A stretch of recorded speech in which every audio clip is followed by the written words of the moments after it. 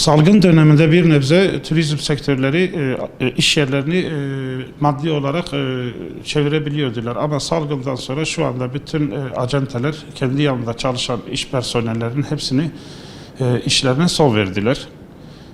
Şu anda Batman'da günde bir uçak İstanbul Sabiha Gökçen'e, bir uçak da Türk Hava Yolları olarak Yeni Havalimanı'na gitmektedir. Batman Ankara olarak günde 2 sefer uçuş yaptığı halde şu anda haftada 2 veya 3 defa uçuş yapmaktadır ve uçuşlar şu anda yarı yarıya düşmüştür. Şu anda devlet bazında ve TURS'a bağlı olduğumuz Türkiye Seyahat Acenteleri Birliği tarafından hiçbir destek görmedik.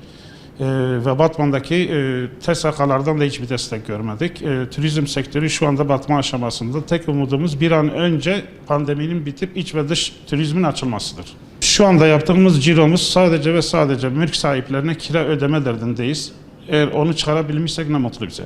İş turizm ve iş dünyası tamamen durmuş olduğundan dolayı iller arasında hareketlilik sıfıra inmiştir. Çünkü bir il dışına çıkan bir insan gittiği ilde herhangi bir işini bitirmeden sokağa çıkma yasağı başladığı için şu anda bütün işlerini öteliyor. Ötelediğinden dolayı hiçbir seyahat gerçekleşmiyor.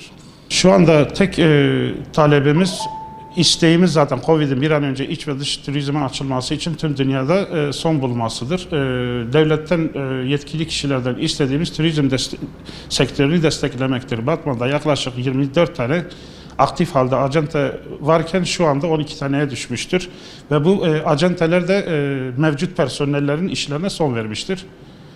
Sadece sabah gelip akşam çıkıyoruz, eve gidiyoruz. Bu pandemi döneminde tüm sektörlere bir nebze maddi destek sağlanmıştır. Krediler açılmıştır. Aidatlar silinmiştir. Ama biz turizm sektörü olarak hiçbir kredi avantajlı bir kredi desteği paketi gelmemiştir. Bir teşvik gelmemiştir bize. Pandemiden önce işlerimiz çok iyi olmasa da yine iyiydi. Batman'ı karşılayamayacak kadar uçuşlarımız eksik. Onun dışında pandemiden önce otellere atın turlarımız vardı, otellerimiz vardı. Şu an hepsi pandemiden dolayı kapalı. Uçuşlarımız, Ankara uçuşlarımız düştü. Sayıları düştü. Mesela haftanın her günü uçuşumuz varken şu an haftanın 4 günü, 5 günü uçuşlarımız var.